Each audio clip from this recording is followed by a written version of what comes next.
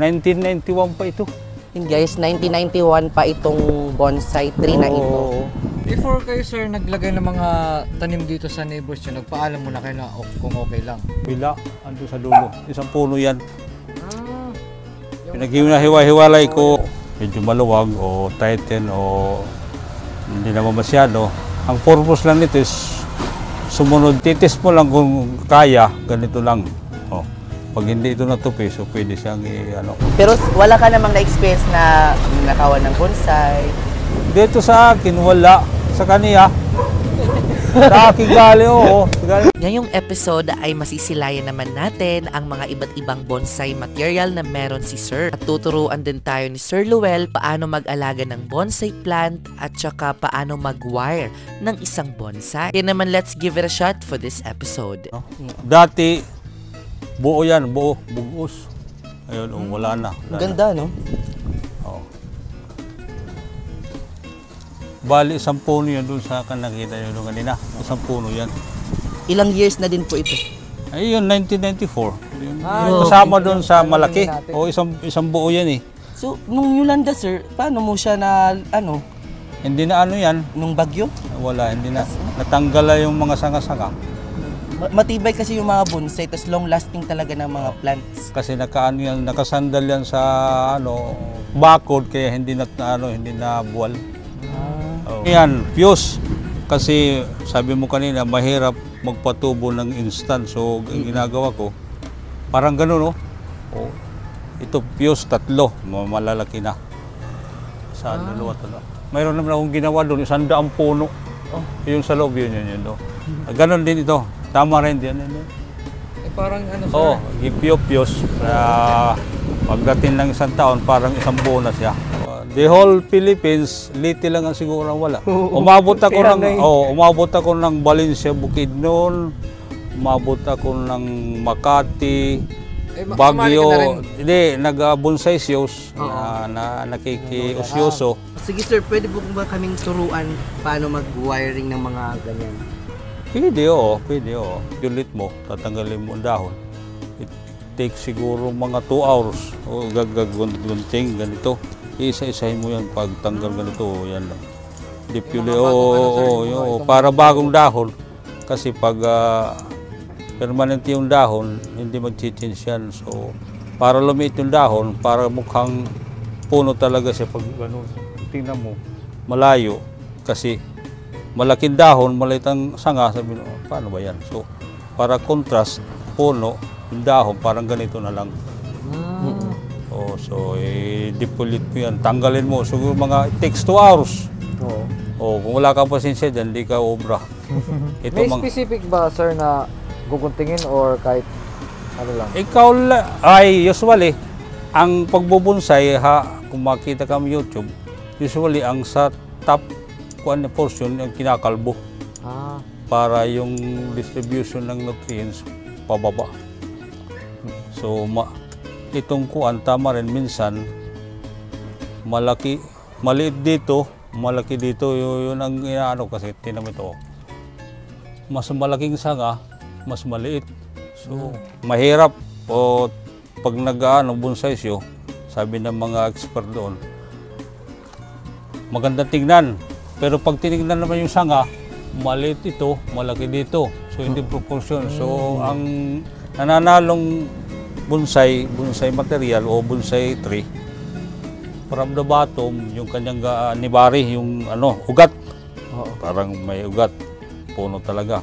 Titingnan ang sayaw ng trunk. So, pag nakita, magandang puno, maganda ang bonsai pot. Pero ang sanga naman, balibaliktad.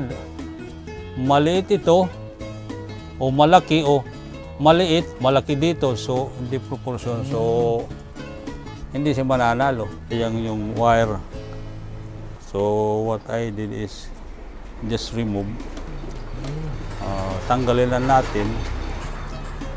Ito pag proper wiring talaga, kailangan talaga kalbuhin. Para madaling gawin, kinakalbo. Kasi pag maraming dahon, ito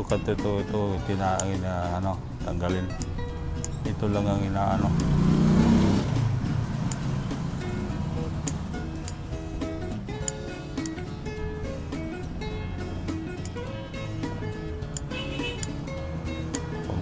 sa wiring, tanggal talaga yan. Para madaling ano.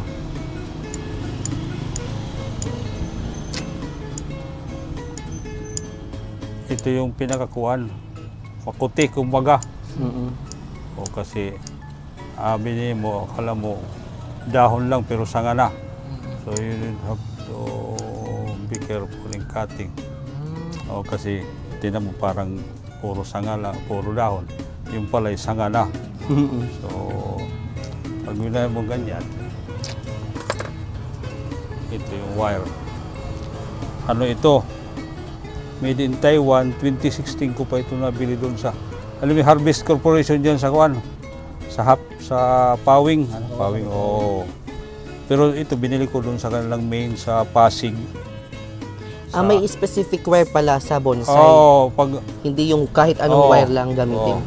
At titest mo lang kung kaya, ganito lang. Oh. Pag hindi ito natupi, so pwede siyang pwede mo itong gamitin.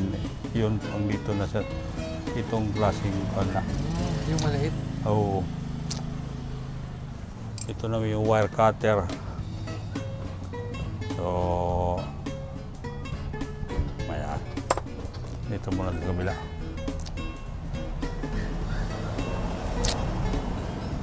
So, pag ganyan lang yan. Sa ilalim, ganyan.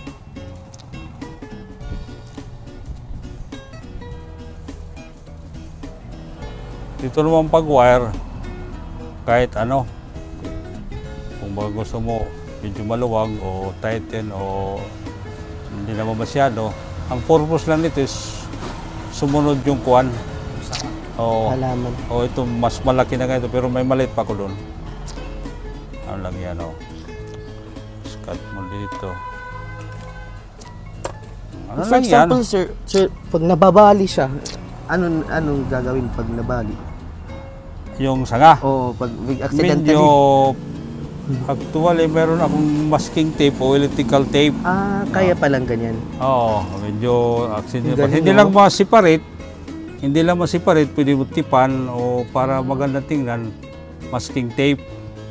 O para kasi electrical tape. Wala nang masking tape, electrical tape na lang na purpose na hindi siya totally dislocate o matanggal. Pero pag natanggal na talaga, wala na yun. Pero nabali lang, pwede binabali ko nga minsan, binabali, saka tinitipang ko. For the purpose of, pag-bend. Pag ganito. Dami ang pag-bend yan, dami lang style. So ganito. O, kumbaga, pwede ganon, ganon. Ikaw lang, ganyan. O, lang. Ayan, tinuruan tayo ni Sir Ruel Dami lang, ikaw lang, pag-wire. Kumbaga, ikaw lang ang ikaw lang ang di-decide ko. Decide, Ito, ang ganda. Ito guys, ang ganda. Parang puno na. Ito talaga ang maganda. Yan ang pinakapuno ng minarkot ko. Pala, pinakadulo na. equally distributed sir yung kanyang dahon, Tingnan mo. Subject 4 ka na yan, kakalbuhin ko yan. Oo. Siguro mga next week. Pag nabunga talaga siya, kailangan tanggalin. Ikaw lang, kung minsan maganda talaga, kaya lang, pag dumadaan mga bata, pinagtatatanggal, Malaki din yung bunga niya, sir. parang natural na din, ang haba, ganyan. Ito ilang years na ito? Parang, kasi yung nasa dulo, parang ganun din. 2014, yun na yung pinakadulo ng sanga. Ito, pinakapuno, kumbaga. Pero hindi na, pinaka ito na. Itong portion. Pwede pa itong ipasok sa sa loob ng bahay. Ay hindi, kasi pag ganito, talagang siya outdoor. Outdoor na bonsai. 24/7 siya. Pag siya sa loob, labas mo kaagad mo 24 o 2 days kasi maninilaw yan kung walang ganun. araw. Pero may mga bonsai na pwedeng ipasok. Mga indoor, indoor, pwede. Ito ay Ito outdoor talaga diyan. Sobrang ganda. Outdoor talaga pag malalaking bonsai. Oo, outdoor talaga yan. At kailangan talaga na kalala ng Ano sir sunlight. yung Na Ay, ito. Ang fertilizer. Oh, ito naman na ano. Ang 15, Oh, 14. no.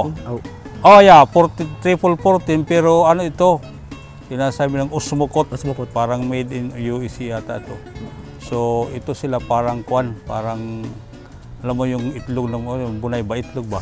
Oo. Kasi ito, tinanggal mo yan. Yan, parang oily pa. So, bago lang itong nilagay ko. Parang, ano ito siya, pag nababasa, nagre-release yung kanyang kuan, nutrients. Sinasabi itong slow release, Osmocot, 14. So, Pampaano yan, sir? fertilizer din. Paganda. Oo, fertilizer din. Oo. Ang ganda, sir, oh. Tignan mo. Ay, ano yan? Yun ang sinasabi ko, kung isang puno yan, yun sa kabila, andun sa dulo. Isang puno yan. Pinaghiwa-hiwalay ko. Oo, pinaghiwa-hiwalay ko. Bakit gusto mong mag-collect ng mga ganitong halaman ng mga bonsai kaysa sa mga normal plant lang? Iyan, kumbaga ko, economically, parang pwede magbinta. Pero maganda, mas maganda itong malalaki. Magandang investment, ano? Oo. Actually, sir, nung nalaman ko na yung isang bonsai is halos worth 6 million, nagkakaroon ako ng interest mag-bonsai din. Yung ano yun, bantigi nga, ano yun, bantigi. Mayroon ako yan dito na ano, hindi ko na masyadong naalagaan na namatay. Mga maliliit lang yun, bantigi. Binili mo ro? Oo, binili ko din Magkano sa... bili mo yun? Ano lang yun, 200 yata, 250. Parang ganito lang kalalaki. Parang ganito, parang baterya. Ano, mga baliti. Ah, balete. Pamilyang baliti, oo. Yung mga, ano, ito pinamumuga ng mga aso. So, para, baka sir may white lady dyan, sir. Oo. Ano to, sir? Ha? Ay, kala ko ano. Before kayo, sir, naglagay ng mga tanim dito sa neighbors nyo, nagpaalam muna kayo na kung okay lang. Oo, dati ang nakatira dyan, ano, bayaw. Sabi niya, okay lang kay, hindi na ko na kung maglilinis, ikaw na maglilinis o lang tagalinis. Pero at least, di ba, may pa-free ano sila. Oo, parang Landscape. Oo. Ito, sinasabi kong ano, bunga ito. Oh, ito, bunga ito siya, oh. Wow. Oh, yan. yun, may Ayan, flower. Hintayin namin yan, oo, sir. Masarap yan. Pinagtatatanggal ko. Doon sa kabila, yung kalbo, maraming bunga yun kahapon. Yung iba, hinog na nga, tinanim ko. Pero wala ka namang na-experience na nakawan ng bonsai. Dito sa akin, wala. Sa kaniya. Sa akin gali, oo. Tatahubang ko lang, kaya mo ito man, oo. Bungag. Ito, Ang ganda. may hana ito. 1991 pa ito. Yun guys, 1991 pa itong bonsai tree na ito. Oo. Dito Holy Trinity, ha, ano. Alang-alang. Ito, bagong koleksyon. Ay, bago mong koleksyon. Singa adgaw dagat. Argaw dagat to, adgaw. Oo. Ang ganda din. Oo, medyo nakita ko. Diyan dyan sa ano, sa ano, bilihan ng isda dyan sa Sagkahan. Oo, adgaw dagat. Bago lang yan, mga 1 year ago. Ba't siya tinawag na adgaw dagat? Oo, galing sa dagat to? pero tumutubo din sa ano, sa taas. Gilid ng- Oo. bye-bye. Pero mas magaganda yan kung nandun sa dagat. Ayun. So ano sir yung mapapayo nyo sa mga first timer na magbo-bonsai? Ay, kumbaga, pag nagbubonsay, nagtsaga kasi ito, tsaga-tsaga lang. Oo. Tsaka pasensyoso kasi pag di ka marunong magpasensya, ay talagang walang hindi ka makakabuo ng ganito pag wala kang pasensya kasi sabi mo magwa-wire ka ganyan, tatanggalin mo wire. Tapos kailangan din ng mga, meron kang tools, ano? Oh, yeah.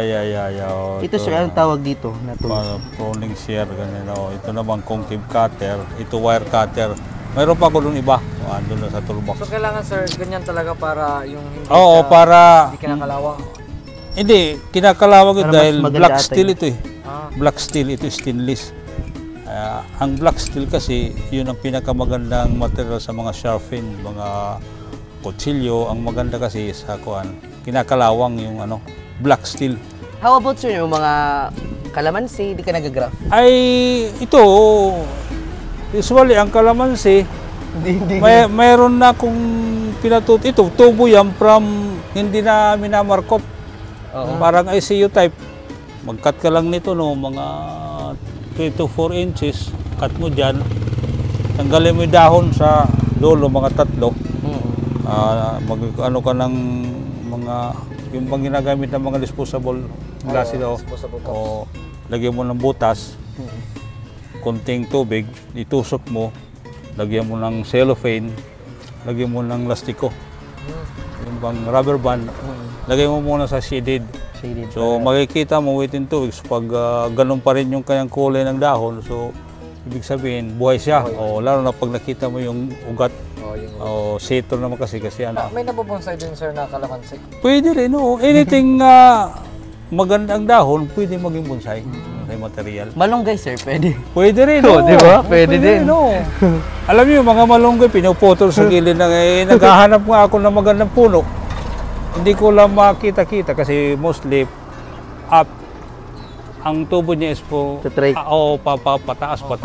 Pero pag may nakita akong nakatumba na din sa parang puno na lang, pwede rin. Yan mga ka-jungle, thank you sir sa pag-tour sa inyong mga bonsai plant. Napakaganda. So maging dedication ka lang talaga sa pagtatanim ng bonsai plant para mas mapaganda ang inyong mga halaman. So since sir mahilig ka sa mga plants o sa mga trees, meron akong gift of appreciation, which is ito po yung tinatawag na blessed tree o sinukuan. Yeah. So bigay ko po sa inyo sir from Mark of the Jungle Plants. Pwede rin i-wire mamaya. Wow, di ba? Maganda kasi sinukuan niya sir, like ginagawang pendant. Mga ka-jungle, I hope meron kayong natutunan at nag-enjoy kayo sa aming tour. At ayan, thank you so much din kay Kuya Luther, Real Talk ni Luther sa kanyang Facebook page. Thank you so much sa pagsama ngayong video. Thank you so much mga ka-jungle and I will see you next episode because more plant, less stress.